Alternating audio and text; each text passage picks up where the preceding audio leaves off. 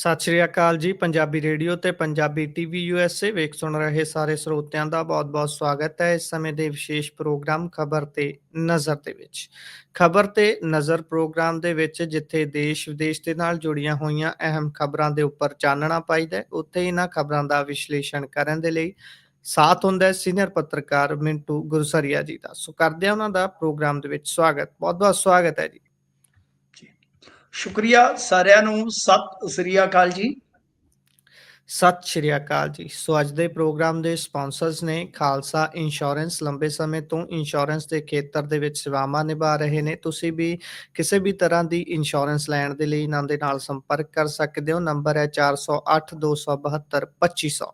ਟਿਰਕਿਆਣਾ immigration ਲਾ firm. ਜੇ ਟਿਰਕਿਆਣਾ ਹੋਣਾ ਨਾਲ ਸੰਪਰਕ ਕਰ ਸਕਦੇ ਹੋ ਜੇਕਰ ਇਮੀਗ੍ਰੇਸ਼ਨ ਬਾਬਤ ਕਿਸੇ ਤਰ੍ਹਾਂ ਦੀ ਸਲਾਹ ਕਰਨੀ ਹੈ। Krishan Dhanota Yuba City. Baljinder Singh Nijjar Woodland. GN lube ਵਾਲੇ ਟਰੱਕ ਵਾਸ਼ ਕਰਦੇ ਨੇ, ਆਇਲ ਚੇਂਜ ਕਰਦੇ ਨੇ, 에ਅਰ ਬ੍ਰੇਕਸ ਦਾ ਕੰਮ ਤਸੱਲੀ ਬਖਸ਼ ਕਰਦੇ ਨੇ। ਤੁਸੀਂ ਇਹਨਾਂ ਦੇ ਕੋਲੋਂ ਨਵੇਂ ਪੁਰਾਣੇ ਟਾਇਰ ਵੀ ਖਰੀਦ ਸਕਦੇ ਹੋ। ਲੋਕੇਸ਼ਨ ਸੈਂਟਾਨੇਲਾ ਦੇ ਵਿੱਚ ਹੈ। ਨਿੰਮਾ ਸਹੋਤਾ ਹੋਣਾ ਦਾ ਨੰਬਰ ਹੈ 209 277 0113। Jaswinder Singh Nagra Roseville. Avtar Singh Sangha Yuba City. Baldev Singh Kang Yuba City. ਬਹੁਤ-ਬਹੁਤ ਧੰਨਵਾਦ ਹੈ ਇਹਨਾਂ ਸਾਰੇ ਸਪਾਂਸਰਸ ਦਾ।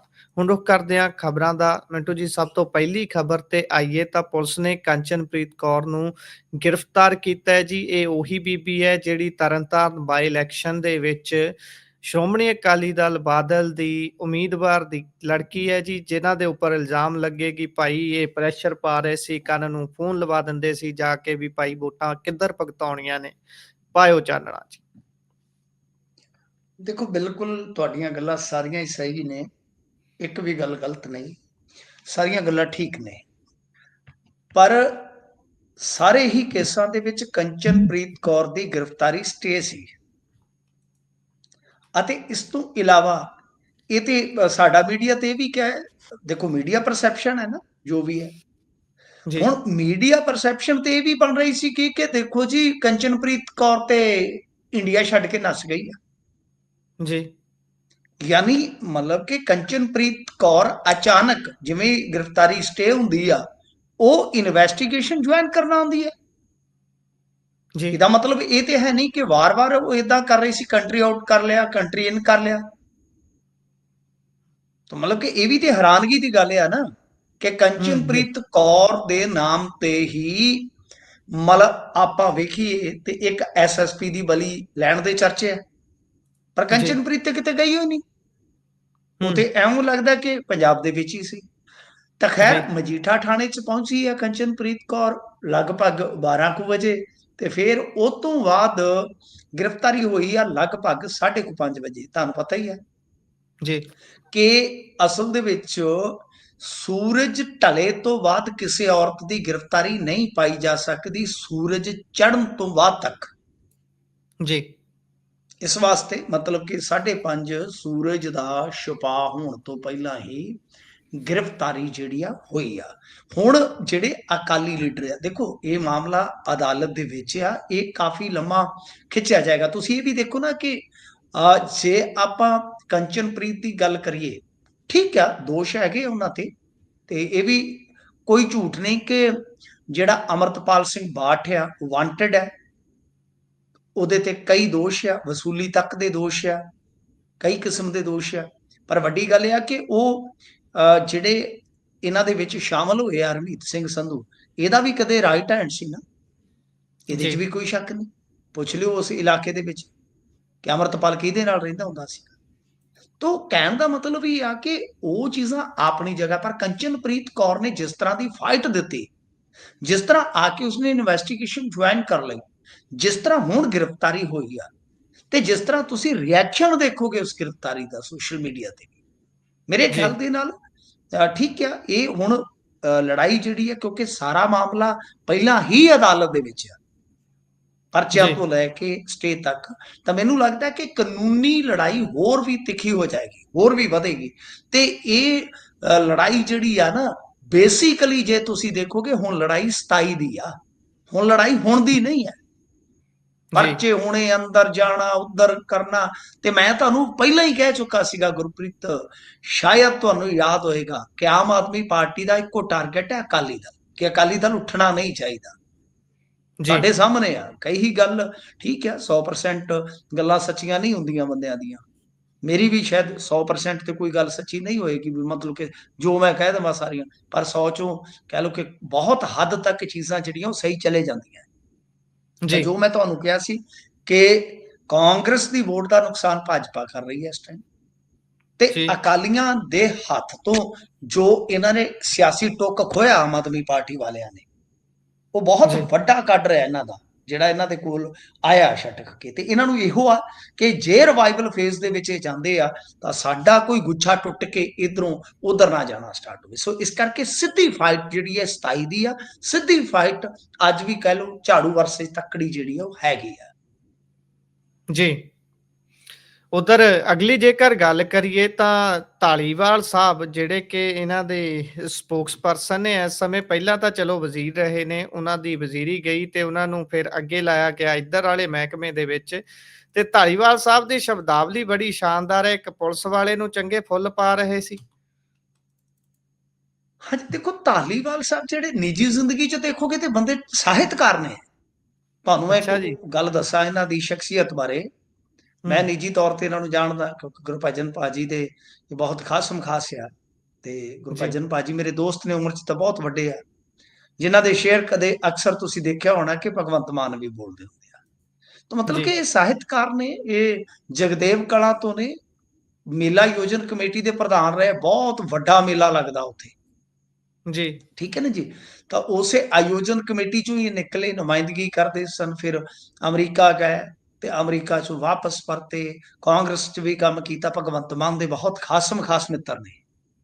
ਪਰ ਮਤਲਬ ਜੀ, ਕਿ ਇੱਕ ਤਜਰਬੇਕਾਰ ਲੀਡਰ, ਇੱਕ ਘੁੰਮਿਆ ਘੁਮਾਇਆ ਇਨਸਾਨ, ਇੱਕ ਮਤਲਬ ਕਿ ਸਫਲ ਆਯੋਜਕ ਤੇ ਇਸ ਵੇਲੇ ਰਾਜਨੇਤਾ, ਪਿਛਲੇ 4-5 ਸਾਲ ਤੋਂ ਤੇ ਉਹ ਰਾਜਨੇਤਾ ਨੇ, ਕਿ ਉਹਨਾਂ ਦੀ ਇਹ ਸ਼ਬਦਾਵਲੀ ਮੇਰੇ ਖਿਆਲ ਦੇ ਨਾਲ ਠੀਕ ਨਹੀਂ ਹੈ, ਠੀਕ ਨਹੀਂ ਹੈ। ਜੀ, ਔਰ ਅੱਗੇ ਵੀ ਇਹ ਚਲੋ ਲਾਈਟ ਮੋਡ ਤੇ ਗੱਲਾਂ ਕਰ ਜਾਂਦੇ ਆ, ਜਾਂ ਇਹਨਾਂ ਦਾ ਇੱਕ ਸਟਾਈਲ ਵੀ ਆ, ਓਏ ਦੁਕਾਨਦਾਰ ਨੂੰ ਪਿਆਰ ਨਾਲ ਵੀ ਭਾਵੇਂ ਕਹਿਣਾ ਜਲੇਬੀਆਂ ਪਾ ਦੇ, ਜਲੇਬੀਆਂ ਪਾ ਦੇ, ਜਿਸ ਤਰ੍ਹਾਂ ਬੋਲਦੇ ਹੁੰਦੇ ਆ।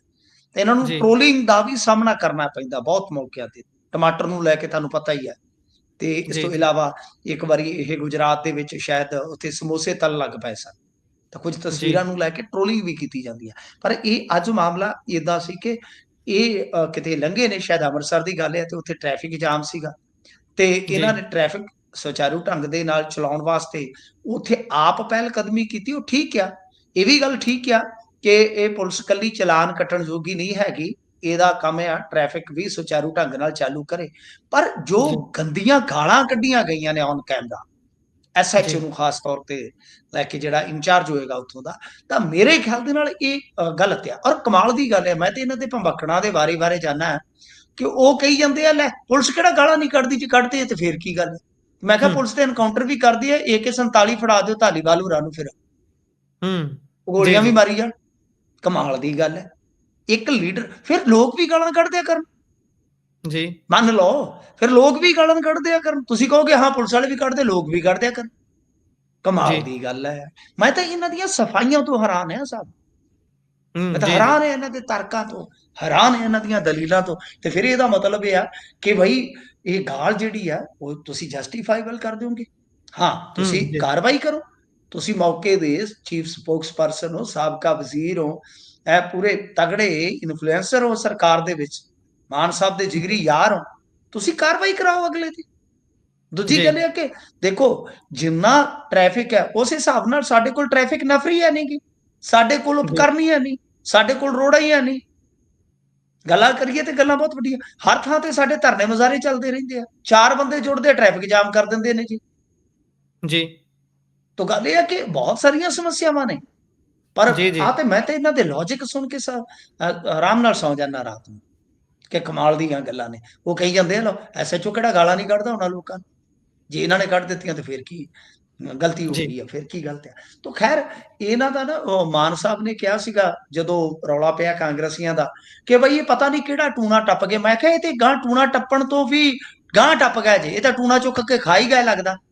ਕਿ ਉਹ ਪਹਿਲਾਂ ਹੂੰ, ਵਿਧਾਇਕ ਚਰਨਜੀਤ ਸਿੰਘ ਕਹਿੰਦੇ ਮੈਂ ਡਾਕਟਰ MBBS ਕੀਤੀ ਆ, ਮੈਂ 10ਵੀਂ ਵਾਲਾ, ਮੈਨੂੰ ਸਵਾਲ ਨਾ ਕਰੇ। ਉਹ ਇੰਨਾ ਜੀ, ਜਲੂਸ ਕਢਾਇਆ ਤੇ ਮੁੜ ਕੇ ਹਫੜਾ ਦਫੜੀ ਚ ਇੱਕ ਗੱਡੀ ਚ ਆਪਦੀ ਗੱਡੀ ਮਾਰ ਦਿੱਤੀ। ਤੇ ਅੱਗੇ ਨੰਬਰ ਪਲੇਟ ਰੱਖੀ ਸੀ, ਆਖੇ ਗਵਰਨਮੈਂਟ ਆਫ ਪੰਜਾਬ। ਉਹ ਔਰਤ ਨੇ ਉੱਤਰ ਕੇ ਘੇਰ ਲਿਆ, ਉਹਨੇ ਕਹਾ ਖਲੋ ਜਾ, ਤੇਰੀ ਗਵਰਨਮੈਂਟ ਦੀ ਐਸੀ ਕਿ ਤੈਸੀ। ਉਥੋਂ ਖਿਸਕ ਐਸੇ ਗਿਆ ਹੀ। ਵਿਧਾਇਕ। ਉਹਨੂੰ ਪਤਾ ਸੀ ਰਾਸ਼ੀ ਜੀ, ਮਾੜੀ ਚੱਲਦੀ ਪਈ, ਸਪਤਾਹਿਕ ਰਾਸ਼ੀ ਕਈ ਵਾਰ ਮਾੜੀ ਹੋ ਜਾਂਦੀ ਸਾਰੇ ਦੀ ਸਾਰੀ। ਤਾਂ ਮਤਲਬ ਉਹ ਹਾਲੇ ਕਹਿ ਲਓ ਕਿ ਬੇਇੱਜ਼ਤੀ ਹੋਣ ਡਈ ਸੀ, ਉਤੋਂ ਨਾਨ ਸਟਾਪ ਆ ਚੱਕਰ ਚੱਲ ਪਿਆ। ਦੇਖੋ ਇਹਨਾਂ ਦੇ ਭੰਬਕੜ ਤੇ ਜੋ ਮਰਜ਼ੀ ਕਹੀ ਜਾਣ, ਉੱਤੇ ਠੀਕ ਆ, ਇਹ ਤੇ ਬੰਦਾ ਵੀ ਮਾਰ ਦੇਣ ਤੇ ਤਾਂ ਵੀ ਹੋ ਸਕਦਾ ਜਸਟੀਫਾਈਬਲ ਕਰ ਦੇਣ ਉਸ ਚੀਜ਼ ਜੀ, ਨੂੰ। ਪਰੰਤੂ ਅੱਜ ਮੋਗੇ ਦੇ ਮੇਅਰ ਦਾ ਰੌਲਾ ਪੈ ਗਿਆ, ਚਾਨੀ ਨੂੰ ਹਟਾ ਦਿੱਤਾ ਇਹਨਾਂ ਨੇ, ਜਿਹੜਾ ਕਿ ਜੀ, ਪੋਸਟਰ ਬॉय ਹੋਇਆ ਕਰਦਾ ਸੀ ਕਦੇ। ਤਾਂ ਚਾਨੀ ਨੂੰ ਜੀ, ਹਟਾਉਣਾ ਉਹ ਵੀ ਆਪਣੇ ਆਪ ਦੇ ਵਿੱਚ ਵੱਡਾ ਕਦਮ ਹੋ ਗਿਆ। ਤੇ ਅੱਜ ਤੋਂ ਬਾਅਦ ਦੇਖੋ ਜਿਹੜਾ ਸਿਆਣਾ ਵਰਗ ਆ ਜਾਂ ਵਿਰੋਧੀ ਧਿਰ ਆ, ਉਹ ਤੇ ਸਾਰੇ ਹੀ ਕਹਿ ਰਹੇ ਆ ਕਿ ਧਾਲੀਵਾਲ ਸਾਹਿਬ ਵਰਗੇ ਬੰਦੇ ਤੋਂ ਐਸੀ ਉਮੀਦ ਨਹੀਂ ਕਿ ਕੁੜੀ ਦੀ ਗਾਲ ਕੱਢਣੀ ਜਾਂ ਇਦਾਂ। ਮਤਲਬ ਕਿ ਹੁਣ ਮੈਂ ਮਾਈਕ ਤੇ ਨਹੀਂ ਬੋਲ ਸਕਦਾ, ਮੇਰੀ ਇੱਕ ਮਰਿਆਦਾ ਹੈ, ਕਿ ਭੈਣ ਦੀ ਜੀ, ਗਾਲ ਕੱਢਣੀ ਬਹੁਤ ਮੰਦਭਾਗੀ ਗੱਲ ਆ। ਤਾਂ ਮੇਰੇ ਖਿਆਲ ਦੇ ਨਾਲ ਕੁਲਦੀਪ ਧਾਲੀਵਾਲ ਸਿਆਣੇ ਆਦਮੀ ਆ, ਉਹਨਾਂ ਨੂੰ ਆਪਣੇ ਕੀਤੇ ਤੇ ਪਛਤਾਵਾ ਕਰਨਾ ਚਾਹੀਦਾ, ਮਾਫੀ ਮੰਗਣੀ ਚਾਹੀਦੀ ਆ। ਇਹ ਜੋ ਪੁਲਿਸ ਨਾਲ ਕੀਤਾ ਜਾ ਰਿਹਾ ਨਾ, ਮੈਂ ਤੁਹਾਨੂੰ ਦੱਸਾਂ, ਵਾਰ-ਵਾਰ ਫਲਾਣੇ ਨੂੰ ਸਸਪੈਂਡ, ਏਦਾਂ ਗਾਲਾਂ ਉਦਾਂ ਗਾਲਾਂ, ਤੇ ਇਹ ਗੱਲਾਂ ਠੀਕ ਨਹੀਂ ਹੈ। ਠੀਕ ਹੈ, ਪੁਲਿਸ ਜੀ, ਠੀਕ ਨਹੀਂ ਹੈ, ਮੈਂ ਵੀ ਮੰਨਦਾ, ਪਰ ਮੈਂ ਹਮੇਸ਼ਾ ਪੁਲਿਸ ਰਿਫਾਰਮਸ ਦੀ ਗੱਲ ਕਰਦਾ ਕਿ ਪੁਲਿਸ ਦੇ ਵਿੱਚ ਸੁਧਾਰ ਲਿਆਉਣੇ ਬਹੁਤ ਜ਼ਰੂਰੀ ਆ। ਪਰ ਜਿਸ ਤਰ੍ਹਾਂ ਕੀਤਾ ਜਾ ਰਿਹਾ ਇਹ ਗਲਤ ਆ, ਮੈਂ ਇਸ ਨੂੰ ਸਹੀ ਨਹੀਂ ਮੰਨਦਾ। ਕੀ ਪਤਾ ਉਹ ਕਿੰਨਾ ਕੁ ਵਧੀਆ ਬੰਦਾ ਹੋਏਗਾ, ਜਿਹੜਾ ਜੀ, ਪੁਲਿਸ ਕਰਮਚਾਰੀ ਹੋਏਗਾ ਉਸ ਵੇਲੇ, ਕੀ ਪਤਾ ਉਹਦੀ ਕੀ ਮਜਬੂਰੀ ਹੈ, ਕੀ ਪਤਾ ਉਹ ਕਿੱਥੇ ਜੀ, ਹੋਏਗਾ ਕੀ ਨਹੀਂ ਹੈ, ਕੀ ਹਿਸਾਬ ਕਿਤਾਬ। ਪਰ ਕਿਸੇ ਨੂੰ ਗਾਲਾਂ ਕੱਢਣੀਆਂ, ਹਾਂ ਜੇ ਉਹਦਾ ਕਸੂਰ ਹੈ ਤੁਸੀਂ ਉਹਨੂੰ ਸਸਪੈਂਡ ਕਰ ਸਕਦੇ ਹੋ। ਅੱਗੇ ਵੀ ਤੇ ਕਰੀ ਵੀ ਜਾਂਦੇ ਹੋ ਤੁਸੀਂ, ਚੱਕ ਕੇ ਉਹਨੂੰ ਜੀ, ਸਸਪੈਂਡ ਕਰ ਦਿੱਤਾ, ਉਹਨੂੰ ਬਹਾਲ ਕਰ ਦਿੱਤਾ। ਤੁਸੀਂ ਕਾਰਵਾਈ ਕਰੋ, ਪਰ ਕਿਸੇ ਨੂੰ ਧੀ ਭੈਣ ਦੀ ਗਾਲ ਕੱਢਣ ਦਾ ਨਾ ਤੁਹਾਡੇ ਕੋਲ ਕੋਈ ਹੱਕ ਆ ਤੇ ਨਾ ਪੁਲਿਸ ਵਾਲਿਆਂ ਕੋਲ ਹੱਕ ਆ। ਉਹ ਜੇ ਕੱਢਦੇ ਆ ਕਿਸੇ ਨੂੰ ਤੇ ਉਹ ਵੀ ਤੇ ਗਲਤ ਆ। ਜੀ, ਜੀ, ਜੀ। ਕੋਈ ਚੰਗਾ ਹੈ ਜਾਂ ਮਾੜਾ, ਤੁਸੀਂ ਆਪਣੀ ਫਰਸਟ੍ਰੇਸ਼ਨ ਇਸ ਹੂੰ। ਤਰੀਕੇ ਨਾਲ ਨਹੀਂ ਕੱਢ ਸਕਦੇ। ਭਗਵੰਤ ਮਾਨ ਹੋਣੀ ਜਿੰਨੇ ਮਾਈਕ ਫੜ ਕੇ ਆਪਣੀ ਕਲਾ ਦਿਖਾਉਣ ਦੇ ਧਨੀ ਨੇ, ਇਹ ਮਾਈਕ ਫੜ ਕੇ ਉਨੇ ਹੀ ਕਹਿ ਲਈਏ ਵੀ ਫਸਣ ਵਾਲੀ ਸਥਿਤੀ 'ਚ ਆ ਜਾਂਦੇ ਨੇ। ਪਹਿਲਾਂ ਤੁਸੀਂ ਚੰਨੀ ਸਾਹਿਬ ਦੀ ਗੱਲ ਕੀਤੀ, ਉਹਨਾਂ ਨੇ ਮਾਈਕ ਫੜਿਆ ਸੀ ਨਹੀਂ, ਤੇ ਕਹਿ ਤਾ ਭਾਈ ਉਹਨਾਂ 10ਵੀਂ ਦਾ ਨਾਮ ਵਾਲੇ ਕੱਲਾ ਡਾਕਟਰ ਚਰਨਜੀਤ ਸਿੰਘ ਹੈ, ਚੰਨੀ ਨਹੀਂ ਜੀ, ਹੈ। ਉਹਨਾਂ ਨੇ ਡਾਕਟਰ ਚਰਨ ਚਰਨਜੀਤ ਸਿੰਘ ਸਿੰਘ ਨੇ। ਚੰਨੀ ਨੂੰ ਹਰਾਇਆ ਸੀਗਾ, ਦੋਨੇ ਚਰਨਜੀਤ ਸਿੰਘ ਜੀ, ਲੜੇ ਸੀ। ਚੱਲ ਡਾਕਟਰ ਸਾਹਿਬ ਕਹਿ ਲੈਂਦੇ ਆ, ਚਲੋ ਆਪਣੇ ਡਾਕਟਰ ਹਾਂਜੀ ਸਾਹਿਬ ਹਾਂਜੀ, ਜਿਹੜੇ ਡਾਕਟਰ ਨੇ ਸਾਹਿਬ ਐਮਬੀਬੀਐਸ ਵੀ ਕਹਿਣਾ ਨਾਲ ਪਲੀਜ਼। ਐਮਬੀਬੀਐਸ, ਉਹ ਮਾਈਕ ਫੜ ਕੇ ਇਹ ਕਹਿ ਦਿੰਦੇ ਨੇ ਵੀ ਭਾਈ ਕੋਈ ਵੀ 10ਵੀਂ ਪੜ੍ਹਿਆ ਉੱਠ ਕੇ ਮੈਨੂੰ ਸਵਾਲ ਕਰਦਾ। ਉਹਨਾਂ ਨੇ ਮਾਈਕ ਤੇ ਗਲਤੀ ਕੀਤੀ। ਤੇ ਦੱਸ ਦਈਏ ਵੀ ਅੱਜ ਵੀ ਧਾਲੀਵਾਲ ਸਾਹਿਬ ਦੇ ਲੱਗਿਆ ਮਾਈਕ ਹੀ ਹੋਇਆ ਸੀ ਜਿਸ 'ਚ ਆਡੀਓ ਆਈ ਹੈ। ਉਹ ਮਾਈਕ ਲਾ ਹਾਂਜੀ, ਉਹ ਮਾਈਕ ਕਾਲਰ ਮਾਈਕ ਮਾਈਕ ਲਾ ਲੱਗਾ ਹੋਣਾ ਕੇ ਨਾ ਵੀਡੀਓ ਬਣਾਉਣ ਲਈ। ਹਾਂਜੀ, ਇਹ ਵੀਡੀਓ ਮੈਨੂੰ ਬਣਾ ਲੱਗਦਾ ਰਹੇ। ਇਹ ਰਾਤ ਨੂੰ ਜਿਹੜੀ ਇਹਨਾਂ ਦੀ ਆਈਟੀ ਟੀਮ ਵਾਲੇ ਆ ਸੌਣ ਲੱਗਿਆਂ ਵੀ ਕਹਿੰਦੇ ਹੋਣੇ ਆ ਕਿ ਜਦੋਂ ਤੁਸੀਂ ਕੁੜਤਾ ਪਜਾਮਾ ਬਦਲ ਲਿਆ ਘਰ ਵਾਲਾ ਜਾ ਕੇ ਸੌਣ ਵਾਲਾ, ਤੇ ਜੀ, ਪਲੀਜ਼ ਸਾਨੂੰ ਦੱਸ ਦਿਓ, ਅਸੀਂ ਆ ਕੇ ਤੁਹਾਡੇ ਬੈੱਡ ਤੇ ਵੀ ਉਲਾ ਜਾਾਂਗੇ, ਤੇ ਤੁਹਾਡੇ ਘਰਾੜਿਆਂ ਦੀ ਆਵਾਜ਼ ਵੀ ਕੈਚ ਹੁੰਦੀ ਰਵੇ, ਕਿ ਕੀ ਪਤਾ ਚੱਲਦੇ ਘਰਾੜਿਆਂ ਦੇ ਵਿੱਚ ਕੋਈ ਭਾਸ਼ਣ ਚੰਗਾ ਮਿਲ ਜਾਵੇ ਤੁਹਾਨੂੰ, ਸੁਪਨੇ ਦੇ ਵਿੱਚ ਹੀ ਬੜਾ ਉੱਠੋ ਤੁਸੀਂ। ਉਹ ਮਾਈਕ ਤੇ ਗੱਲ ਲਾਉਂਦੇ ਹੀ ਨਹੀਂ ਆ। ਜੀ, ਜੀ, ਗੱਲ ਉਹੀ ਹੈ ਨਾ ਅੰਤ ਦੇ ਵਿੱਚ ਵੀ ਭਾਈ ਇਹ ਮਾਈਕ ਦਾ ਇੱਕ ਵਿਅਕਤੀ ਮਾਈਕ ਦਾ ਇੰਨਾ ਧਨੀ ਸੀ ਤੇ ਬਾਕੀ ਸਾਰੇ ਉਦਾਂ ਦੇ ਹੀ ਨੇ, ਉਹ ਖੇਹ ਪਵਾਈ ਜਾਂਦੇ ਨੇ। ਚਲੋ ਅੱਗੇ ਚੱਲਦੇ ਹਾਂ, ਬੇਸ਼ੱਕ ਇਹ ਮੰਦਭਾਗੀ ਖਬਰ ਹੈ, ਮੰਦਭਾਗੀ ਇਹ ਗੱਲ ਹੈ। ਅੱਗੇ ਚਲੀਏ ਤਾਂ ਉਧਰ ਪੰਜਾਬ ਦੇ ਵਿੱਚ ਇੱਕ ਹੋਰ ਚੋਣਾਂ ਦਾ ਐਲਾਨ ਹੋ ਗਿਆ ਜੀ। ਇੱਕ ਚੋਣ ਚੋਂ ਪੈਰ ਕੱਢਦੇ ਆ, ਦੂਜੀ ਤੇ ਧਰਨਾ ਪੈ ਜਾਂਦਾ। ਹਾਂਜੀ, ਇਹ ਇਲਾਜ ਕਰ ਦੇਣਗੇ, ਤੁਹਾਨੂੰ ਪਤਾ ਹੀ ਆ, ਹੁਣ ਲੱਗੇ ਹੋਏ ਨੇ ਮੋਦੀ ਸਾਹਿਬ ਹੋਰੇ, ਉਹਨਾਂ ਨੇ ਪੱਕਾ ਪੈਂਚਰ ਲਾ ਦੇਣਾ। ਵਨ ਜੀ, ਨੇਸ਼ਨ ਵਨ ਇਲੈਕਸ਼ਨ, ਸਭ ਕੁਝ ਜੀ, ਸਿਮਟ ਜਾਏਗਾ ਕੰਮ। ਡੀਲਿਮਿਟੇਸ਼ਨ ਹੋ ਜਾਣੀ ਹੈ ਉਧਰੋਂ, ਉਹਨਾਂ ਨੇ ਮੈਨੂੰ ਲੱਗਦਾ ਪੱਕਾ ਕੰਮ ਹੀ ਕਰ ਲੈਣਾ, ਆਪਦਾ 2050 ਤੱਕ ਹਿੱਲਣਾ ਹੀ ਨਹੀਂ ਆ। ਆਪਾਂ ਵੀ ਜੀ, ਸੌਖੇ, ਉਹ ਵੀ ਸੌਖੇ। ਜੀ, ਤਾਂ ਗੱਲ ਇਹ ਆ ਕਿ ਬਈ ਦੇਖੋ ਜੇ ਆਪਾਂ ਦੇਖੀਏ ਤਾਂ ਇਹ ਪੰਚਾਇਤੀ ਇਲੈਕਸ਼ਨ ਹੈ ਵੀ, ਬਲਾਕ ਸੰਮਤੀ ਜ਼ਿਲ੍ਹਾ ਪਰਿਸ਼ਦ, ਇਹਦੇ ਵਿੱਚ ਤੁਸੀਂ ਵੇਖੋਗੇ ਲਗਭਗ ਆਪਣਾ 1,30,00,000 ਵੋਟਰ ਵੋਟ ਦਾ ਇਸਤੇਮਾਲ ਕਰੇਗਾ, ਯਾਨੀ ਬਹੁਤ ਵੱਡੀ ਵੋਟਿੰਗ ਆ, ਪੇਂਡੂ ਕਾਡਰ ਦੀ ਵੋਟ ਹੈ। ਮੈਂ ਅੱਗੇ ਕਿਹਾ, ਮੈਂ ਕਿਹਾ ਐਵੇਂ ਤੁਸੀਂ ਕਰਦੇ ਹੋ ਜੇ ਅਸੀਂ ਸੈਮੀ ਜਿੱਤ ਗਿਆ ਫਲਾਣਾ ਹੋ ਗਿਆ, ਅਸਲੀ ਸੈਮੀ ਤੇ ਜੀ, ਜੇ ਸੈਮੀ ਆਸਟ੍ਰੇਲੀਆ ਤੇ ਦੱਖਣ ਅਫਰੀਕਾ ਵਾਲਾ ਜਿਵੇਂ ਪੈਂਦਾ ਹੁੰਦਾ ਨਾ, ਵੀ ਜੀ, ਉਹ ਹਿਸਾਬ ਬਣਿਆ ਜਿਵੇਂ ਇੰਗਲੈਂਡ ਤੇ ਨਿਊਜ਼ੀਲੈਂਡ ਭਿੜਦੇ ਆ ਤੇ ਭਾਰਤ ਪਾਕਿਸਤਾਨ ਭਿੜਦਾ, ਉਹ ਤੇ ਕੁਆਟਰ ਚੱਲੀ ਜਾਂਦੇ ਸੀ।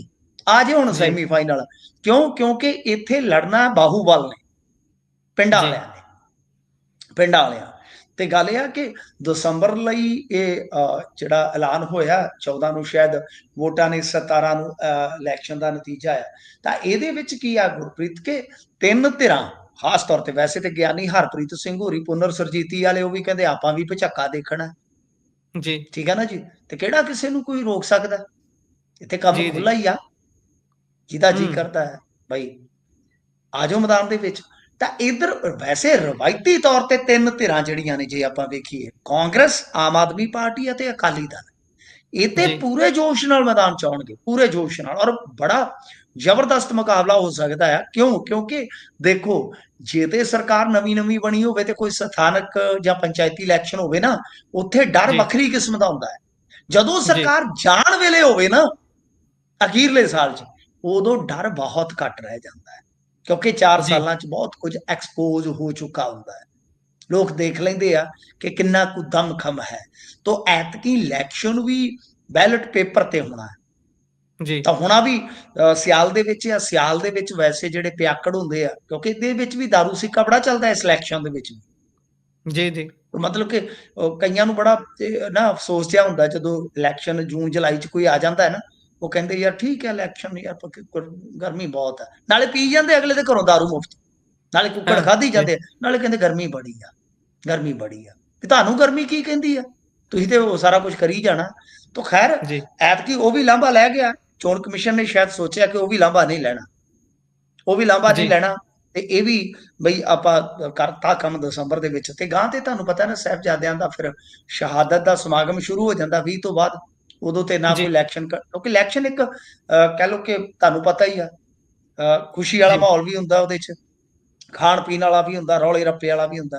ਤੇ ਇਸ ਕਰਕੇ ਕੋਈ ਵੀ ਇਲੈਕਸ਼ਨ ਜਿਹੜਾ ਹੈ ਉਹ 20 ਤੋਂ 30 ਦਸੰਬਰ ਤੱਕ ਆਯੋਜਿਤ ਨਹੀਂ ਕੀਤਾ ਜਾਂਦਾ, ਕੰਡਕਟ ਨਹੀਂ ਕੀਤਾ ਜਾਂਦਾ। ਸੋ ਇਸ ਵਾਸਤੇ ਇਹਨਾਂ ਨੇ ਪਹਿਲਾਂ ਹੀ ਨਿਬੇੜਨ ਦਾ ਫੈਸਲਾ ਕੀਤਾ। ਪਰ ਮੈਨੂੰ ਲੱਗਦਾ ਕਿ ਇਲੈਕਸ਼ਨ ਇੰਟਰਸਟਿੰਗ ਹੋਏਗਾ। ਤੇ ਇਹਦੇ ਵਿੱਚ ਇੰਟਰਸਟਡ ਇਹ ਤਿੰਨ ਧਿਰਾਂ ਖਾਸ ਤੌਰ ਤੇ ਪੂਰੇ ਜੋਸ਼ ਨਾਲ ਲਬਰੇਜ਼ ਹੋ ਕੇ ਉਤਰਨਗੇ, ਆਪਣਾ ਕੈਡਰ ਜਿਹੜਾ ਪੂਰਾ ਉਤਸ਼ਾਹਤ ਕਰਕੇ ਉਤਰਨਗੇ। ਇਹ ਤਿੰਨ ਦਲ ਤੇ ਖਾਸ ਤੌਰ ਤੇ ਪੂਰਾ ਜ਼ੋਰ ਲਾਉਣਗੇ, ਕਿਉਂਕਿ ਅਸਲੀ ਸਹਿਮੀ ਇਹ ਆ, ਅਸਲੀ ਪੇਂਡੂ ਨਬਜ਼ ਇੱਥੋਂ ਟੋਈ ਜਾਣੀ ਆ, ਕੌਣ ਕਿੰਨੇ ਪਾਣੀ 'ਚ ਆ, ਕਿਹਦੇ 'ਚ ਕਿੰਨਾ ਦਮ ਆ। ਸੋ ਇਸੇ ਵਾਸਤੇ ਖੜਕਾ ਦੜਕਾ ਹੋ ਜੂ, ਨਹੀਂ ਤੇਰੇ ਪਿੱਛੇ ਖੜਕਾ ਦੜਕਾ ਹੋ ਜੂ। ਐਤਕੀ ਖੜਕਾ ਦੜਕਾ ਵੀ ਹੋ ਸਕਦਾ, ਕਿਉਂਕਿ ਅੱਗੇ ਤੇ ਭੱਜ ਜਾਂਦੇ ਸੀ ਨਾ ਪੇਪਰ ਖੋ ਕੇ, ਉਹ जी, ਕਾਗਜ਼ ਖੋ ਕੇ ਭੱਜ ਜਾਂਦੇ ਸੀ ਜਦੋਂ ਭਰਨ ਕੋਈ ਜਾਂਦੇ ਸੀ ਉਮੀਦਵਾਰ। ਤੇ ਐਤਕੀ ਮੈਨੂੰ ਲੱਗਦਾ ਕਿ ਨਾਲ ਬਰੋਬਰ ਡਾਂਗਾਂ ਵਾਲੇ ਵੀ ਜਾਇਆ ਕਰਨਗੇ ਕਿ ਆ ਜਾਓ, ਆ ਜਾ ਮਾਸੀ ਦਾ ਪੁੱਤਾ, ਦਈਏ ਤੈਨੂੰ ਚਾਹ ਦੇ ਨਾਲ ਆਂਡਾ। ਮਤਲਬ ਕਿ ਮਾਹੌਲ ਇਸ ਤਰ੍ਹਾਂ ਦਾ ਬਣ ਜਾਏਗਾ, ਕਿਉਂਕਿ ਜਦੋਂ ਸਮਾਂ ਥੋੜਾ ਰਹਿ ਜਾਂਦਾ ਹੈ ਨਾ, ਸਰਕਾਰ ਦਾ ਡਰ ਵੀ ਘਟ ਜਾਂਦਾ ਹੈ। जी, जी। ਇਸ ਤੋਂ ਅੱਗੇ ਚੱਲੀਏ ਤਾਂ ਉੱਧਰ ਕੁਝ ਅਹਿਮ ਫੈਸਲੇ ਲਏ ਗਏ ਨੇ ਕੈਬਨਿਟ ਦੇ ਵੱਲੋਂ ਅੱਜ। ਹਾਂਜੀ, ਦੇਖੋ ਕੈਬਨਿਟ ਦੀ ਅੱਜ ਮੀਟਿੰਗ ਸੀ, ਮੁੱਖ ਮੰਤਰੀ ਦੀ ਰਿਹਾਇਸ਼ਗਾਹ ਤੇ ਇਹ ਮੀਟਿੰਗ ਜਿਹੜੀ ਆ ਉਹ ਆਯੋਜਿਤ ਕੀਤੀ ਗਈ ਆ। ਹੁਣ ਇਹਦੇ ਵਿੱਚ ਜੇ ਆਪਾਂ ਵੇਖੀਏ ਤਾਂ ਮੇਨਲੀ ਫੈਸਲੇ ਜਿਹੜੇ ਲਏ ਨੇ ਉਹਨਾਂ ਦੀ ਤਫਸੀਲ ਤੇ ਹੈ ਨਹੀਂ, ਪਰ ਚਰਚਾ ਜੇ ਆਪਾਂ ਕਰਨੀ ਚਾਹੀਏ, ਕਿਉਂਕਿ ਜਿਹੜੇ ਫੈਸਲੇ ਹੁੰਦੇ ਆ ਉਹਨਾਂ ਨੂੰ ਬਰੀਫ ਕੀਤਾ ਜਾਂਦਾ ਹੈ, ਸੰਖੇਪ ਚ ਦੱਸਿਆ ਜਾਂਦਾ ਹੈ। ਤੇ ਅਗਲੇ ਦਿਨ ਫਿਰ ਆਪਾਂ ਨੂੰ ਪਤਾ ਲੱਗਦਾ ਕਿ ਉਹਦੀ ਤਫਸੀਲ ਕੀ ਹੈ। ਸਿਲਸਿਲੇਵਾਰ ਢੰਗ ਦੇ ਨਾਲ ਫੈਸਲੇ ਆਪਾਂ ਦੇਖ ਲਈਏ। ਪਹਿਲਾਂ ਸੁਸਾਇਟੀ ਐਕਟ ਦੇ ਵਿੱਚ ਸੋਧ ਸੁਸਾਇਟੀ ਟਰਸਟ ਦਾ ਮਿਸਯੂਜ਼ ਰੋਕਣ ਵਾਸਤੇ, ਫਿਰ ਮਾਈਨਿੰਗ ਗੱਡੀਆਂ ਦੇ ਵਿੱਚ ਜੀਪੀਐਸ ਲਾ ਕੇ ਟਰੈਕਿੰਗ ਕਰਨ ਦਾ ਫੈਸਲਾ, ਸਹਿਕਾਰਤਾ ਯਾਨੀ ਕੋਆਪਰੇਟਿਵ ਡਿਪਾਰਟਮੈਂਟ ਦੇ ਇੱਕ ਅਧਿਕਾਰੀ ਦੇ ਕੋਲ ਹੁਣ ਦੋ ਕੰਮ ਨਹੀਂ ਹੋਣਗੇ। ਖਰੀਦ ਨਿਯਮਾਂ ਦੇ ਵਿੱਚ ਸੋਧ ਕਰ ਦਿੱਤੀ ਗਈ ਆ। ਬਾਰਡਰ ਤੇ ਡਿਊਟੀ ਵਾਲਿਆਂ ਨੂੰ ਇਨਸੈਂਟਿਵ ਦਿੱਤੇ ਜਾਣਗੇ। 300 ਡਾਕਟਰ ਇੰਪੈਨਲ ਕਰੇਗੀ ਸਰਕਾਰ, 100 ਤੋਂ ਜੀ, 1000 ਰੁਪਏ ਤੱਕ ਇਨਸੈਂਟਿਵ ਮਿਲੇਗਾ। ਅੱਛਾ, ਚਲੋ ਪਹਿਲਾਂ ਆ ਜਾਈਏ ਸੁਸਾਇਟੀ ਐਕਟ। ਸੁਸਾਇਟੀ ਐਕਟ ਕੀ ਆ? ਤੁਸੀਂ ਕੋਈ ਰੀਹੈਬ ਸੈਂਟਰ ਖੋਲਦੇ ਹੋ ਤਾਂ ਤੁਹਾਨੂੰ ਕੋਈ ਟਰਸਟ ਜਾਂ ਇਸ ਤਰ੍ਹਾਂ ਦਾ ਕੋਈ ਚੀਜ਼ ਸੁਸਾਇਟੀ ਬਣਾਉਣੀ ਪੈਂਦੀ ਹੈ, ਜੀ, ਜਾਂ ਕੋਈ ਹੋਰ ਕੰਮ ਕਰਦੇ ਹੋ ਤਾਂ ਉਹ ਜਿਹੜੀ ਸੁਸਾਇਟੀ ਆ ਜਾਂ ਜਿਹੜਾ ਟਰਸਟ ਆ, ਉਹਦੇ ਵਾਸਤੇ ਇਹ ਕਰਨਗੇ ਕਿ ਤੁਹਾਡਾ ਸਾਲਾਨਾ ਆਡਿਟ ਜਿਹੜਾ ਉਹ ਜ਼ਰੂਰੀ ਆ। ਤੇ ਇਸ ਤੋਂ ਇਲਾਵਾ ਜੇ ਤੁਸੀਂ ਵੇਖੋਗੇ ਤਾਂ ਇਹਦੇ ਵਿੱਚ ਇੱਕ ਪ੍ਰਬੰਧਕ ਜਿਹੜਾ ਉਹ ਨਿਯੁਕਤ ਕੀਤਾ ਜਾਇਆ ਕਰੂਗਾ। ਇਹ ਤਾਂ ਹੋ ਗਿਆ ਸਿੰਪਲ। ਅੱਛਾ, ਜੀ, ਕਿਉਂਕਿ ਇਹ ਕਈ ਤੁਹਾਨੂੰ ਪਤਾ ਬੜੇ ਝੋਲ ਚੱਲਦੇ ਆ ਇੰਡੀਆ ਦੇ ਵਿੱਚ। ਕਈ ਕੀ ਕਰਦੇ ਆ ਕਿ ਕੋਈ ਕੰਪਨੀ ਬਣਾਈ, ਟਰਸਟ ਬਣਾਈ, ਸੁਸਾਇਟੀ ਬਣਾਈ, ਆਪਦੇ ਨਾਂ ਤੇ ਰਜਿਸਟਰਡ ਕਰਾਈ, ਉਹਦੇ ਨਾਂ ਤੇ ਗਾਂ ਮਤਲਬ ਕਿ ਜਿਵੇਂ ਲਾਇਸੈਂਸ ਕਿਸੇ ਹੋਰ ਦਾ, ਮੈਡੀਕਲ ਕੋਈ ਹੋਰ ਖੋਲ ਲਵੇ। ਸਮਝਦੇ ਹੋ ਨਾ? ਜੀ, ਇਹ ਗੇਮ ਵੀ ਜੀ, ਚੱਲਦੀ ਆ। ਚਲੋ ਅੱਗੇ ਆ ਜਾਓ। ਮਾਈਨਿੰਗ ਗੱਡੀਆਂ ਤੇ ਜੀਪੀਐਸ ਲਾ ਕੇ ਟਰੈਕਿੰਗ ਹੋਏਗੀ। ਜੀਪੀਐਸ ਸਿਸਟਮ ਨੂੰ ਤਾਂ ਵੇਖੋ ਇੰਨਾ ਚਿਰ ਹੋ ਗਿਆ, ਹੁਣ ਇਹ ਜਾਗੇ ਨੇ, ਚਲੋ ਜਦੋਂ ਜਾਗੇ ਉਦੋਂ ਸਵੇਰਾ ਠੀਕ ਆ। ਅੱਛਾ, ਸਹਿਕਾਰਤਾ ਵਾਲਾ ਕਿ ਦੋ ਕੰਮ ਨਹੀਂ ਕੀਤੇ ਜਾਣਗੇ, ਮਤਲਬ ਕਿ ਅਲੱਗ-ਅਲੱਗ ਅਧਿਕਾਰੀਆਂ ਨੂੰ ਜਿਹੜੀਆਂ ਅਲੱਗ-ਅਲੱਗ ਜ਼ਿੰਮੇਵਾਰੀਆਂ ਹੋਣਗੀਆਂ। ਜਿਵੇਂ ਇੱਕ ਅਫਸਰ ਦੇ ਕੋਲ ਦੋ-ਦੋ ਕੰਮ ਜਿਹੜੇ ਆ ਉਹ ਨਹੀਂ ਹੋਣਗੇ, ਕਿਉਂਕਿ ਦੋ ਪੱਧਰਾਂ ਤੇ ਸੁਣਵਾਈ ਕਰਨੀ ਜਿਹੜੀ ਔਖੀ ਹੋ ਜਾਂਦੀ ਹੈ। ਇਹ ਵੀ ਠੀਕ ਹੋ ਗਿਆ।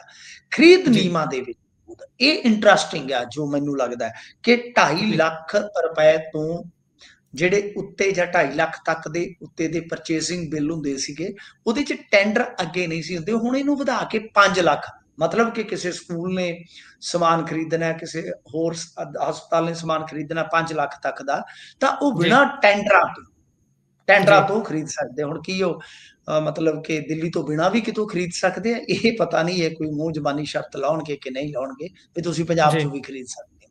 ਤਾਂ ਮਤਲਬ ਕਿ ਇਸ ਤਰ੍ਹਾਂ ਹੈ ਕਿ 2.5 ਲੱਖ ਦੀ ਜਿਹੜੀ ਉਹ ਕੈਪ ਸੀ ਉਸਨੂੰ ਵਧਾ ਕੇ 5 ਲੱਖ ਕਰ ਦਿੱਤਾ ਤੇ 5 ਲੱਖ ਤੱਕ ਟੈਂਡਰ ਪ੍ਰਕਿਰਿਆ ਅਪਣਾਉਣ ਦੀ ਜ਼ਰੂਰਤ ਨਹੀਂ। ਤੇ ਇੱਧਰ ਆ ਗਿਆ ਬਾਰਡਰ ਤੇ ਡਿਊਟੀ। ਬਾਰਡਰ ਤੇ ਡਿਊਟੀ ਦਾ ਮਤਲਬ ਇਹ ਹੋ ਗਿਆ ਨਾ ਕਿ ਜਿੱਦਾਂ ਕੋਈ ਟੀਚਰ ਆ, ਕੋਈ ਡਾਕਟਰ ਆ, ਉਹ ਬਾਰਡਰ ਏਰੀਏ ਦੇ ਵਿੱਚ ਜਾਣ ਤੋਂ ਸੰਕੋਚ ਕਰਦਾ ਹੈ ਕਿ ਉਸਨੂੰ ਜੀ, ਬਾਰਡਰ ਦਾ ਪਤਾ ਦੇ ਦਿੱਤਾ ਜਾਵੇ ਵਿਸ਼ੇਸ਼ ਤੌਰ ਤੇ। ਠੀਕ ਹੈ ਨਾ? ਜੀ, ਮਤਲਬ ਕਿ ਅਗਲੇ ਨੂੰ ਵੀ ਹੋਵੇ ਕਿ ਜੇ ਮੈਂ ਬਾਰਡਰ ਤੇ ਡਿਊਟੀ ਕਰੂੰਗਾ ਤੇ ਮੈਨੂੰ 2 ਸ਼ਿਲਡ ਵੱਧ ਮਿਲ ਜਾਣਗੇ। ਜੀ, ਸਮਝ ਗਏ ਤੁਸੀਂ? ਇਹ ਇੱਕ ਬਹੁਤ ਵੱਡੀ ਟ੍ਰੈਜੇਡੀ ਹੈ ਵੈਸੇ ਬਾਰਡਰ ਏਰੀਆ ਦੇ ਨਾਲ, ਕਿ ਨਾ ਉੱਥੇ ਡਿਵੈਲਪਮੈਂਟ ਹੁੰਦੀ ਹੈ ਤੇ ਨਾ ਅਫਸਰ ਜਾ ਕੇ ਰਾਜੀ ਆ। ਮੇਰੇ ਇੱਕ ਜੀ, ਮਿੱਤਰ ਸੀਗੇ ਆਈਐਐਸ ਅਫਸਰ, ਤੇ ਉਹ ਸਾਡੇ ਜ਼ਿਲ੍ਹੇ 'ਚ ਆਏ ਤੇ ਬੜਾ ਹੀ ਖੁਸ਼ ਹੋਏ। ਜੀ, ਉਹ ਕਹਿੰਦੇ ਯਾਰ ਮੈਨੂੰ ਇੱਥੇ ਆ ਕੇ ਸਕੂਨ, ਤੁਹਾਡਾ ਜ਼ਿਲ੍ਹਾ ਇੰਨਾ ਸ਼ਾਂਤੀ ਵਾਲਾ, ਨਾ ਕੋਈ ਇੱਥੇ ਫਿਰਕੂ ਫਸਾਦ ਆ ਤੇ ਨਾ ਕੋਈ ਇੱਥੇ ਇੰਡਸਟਰੀ ਵਾਲਾ ਰੌਲਾ ਰੱਪਾ, ਮੈਂ ਤੇ ਬਹੁਤ ਸੁਖੀ ਹਾਂ। ਨੌਜਵਾਨ ਸੀ ਜੀ, ਤੁਹਾਡੇ ਵਰਗੇ। ਤੇ ਉਹ ਜੀ, ਕਹਿੰਦੇ ਯਾਰ ਮੈਨੂੰ ਜਦੋਂ ਮਤਲਬ ਕਿ ਮਿਲਿਆ ਇਹ ਜ਼ਿਲ੍ਹਾ, ਜੀ, ਬਹੁਤ ਤਕੜੇ ਅਧਿਕਾਰੀ ਸਨ, ਤੇ ਉਹ ਕਹਿੰਦੇ ਵੀ ਮੈਨੂੰ ਤਾਂ ਬਹੁਤ ਮਤਲਬ ਕਿ ਨਾਲਦਿਆਂ ਨੇ ਕਿਹਾ ਯਾਰ ਕਿੱਧਰ ਗਿਆ ਤੂੰ, ਕਿਉਂਕਿ ਬਠਿੰਡੇ ਤੋਂ ਗਾਂਹ ਲੰਘ ਕੇ ਕੋਈ ਰਾਜੀ ਨਹੀਂ, ਜੀ, ਕਿ ਬਠਿੰਡੇ ਤੋਂ ਗਾਂਹ ਪੰਜਾਬ ਖਤਮ ਹੈ ਸਮਝੋ। ਤੇ ਹੂੰ, ਕਹਿੰਦੇ ਵੀ ਅਸਲੀ ਇੱਥੇ ਆ, ਤੁਹਾਡੇ ਮਾਹੌਲ ਤਾਂ ਤੁਹਾਡੇ ਇੱਥੇ। ਤਾਂ ਮਤਲਬ ਇਹ ਆ, ਤੁਸੀਂ ਹਿਸਾਬ ਲਾ ਲਓ ਕਿ ਅਸੀਂ ਨਾਲੇ ਹਾਲੇ ਬਾਰਡਰ ਤੋਂ ਹਟਵੇਂ ਆ, ਜੀ, ਬਾਰਡਰ ਤਾਂ ਗਾਂਹ ਹੈ ਨਾ ਸਾਡੇ ਤੋਂ, ਕੋਈ ਲਾ ਲਓ ਸਾਈਡ ਜੀ, ਤੇ ਜੀ, 30-40 ਕਿਲੋਮੀਟਰ ਦੇ ਏਦਾਂ ਦਾਇਰੇ 'ਚ ਹੈਗਾ। ਤਾਂ ਗੱਲ ਇਹ ਆ ਕਿ ਤੁਸੀਂ ਹਿਸਾਬ ਲਾ ਲਓ ਕਿ ਜਿਹੜੇ ਬਿਲਕੁਲ ਬਾਰਡਰ ਤੇ ਪਿੰਡ ਹੋਣਗੇ, ਜੀ, ਮਮਦੋਟ ਸੈਕਟਰ ਲਾ ਲਓ ਜਾਂ ਫਾਜ਼ਿਲਕਾ ਸੈਕਟਰ ਲਾ, ਕਿ ਉੱਥੇ ਉੱਥੇ ਟੀਚਰ ਦੂਰੋਂ ਜਾਂ ਅਫਸਰ ਕਿਵੇਂ ਮਨ ਕਰਕੇ ਆਉਣਗੇ, ਤੁਸੀਂ ਸੋਚ ਕੇ ਦੇਖੋ। ਤਾਂ ਜੀ, ਉਹਨਾਂ ਨੂੰ ਮਾਰ ਤਾਂ ਦੂਰ ਹੀ ਪੈ ਗਈ ਨਾ, ਕਿ ਡਿਵੈਲਪਮੈਂਟ ਵੀ ਨਹੀਂ ਹੁੰਦੀ ਤੇ ਇੱਕ ਚੰਗੀ ਤਰ੍ਹਾਂ ਪੜ੍ਹਾਈ ਲਿਖਾਈ ਜਾਂ ਸਿਹਤ ਵਾਸਤੇ ਜਾਂ ਪ੍ਰਸ਼ਾਸਨ ਵਾਸਤੇ ਅਫਸਰ ਵੀ ਨਾ ਹੋਣ, ਤੇ ਦੂਰ ਹੀ ਮਾਰਿਆ। ਜੀ, ਇਸ ਕਰਕੇ ਹੂੰ, ਇਹਨਾਂ ਨੇ ਇਹ ਕਦਮ ਚੁੱਕਿਆ।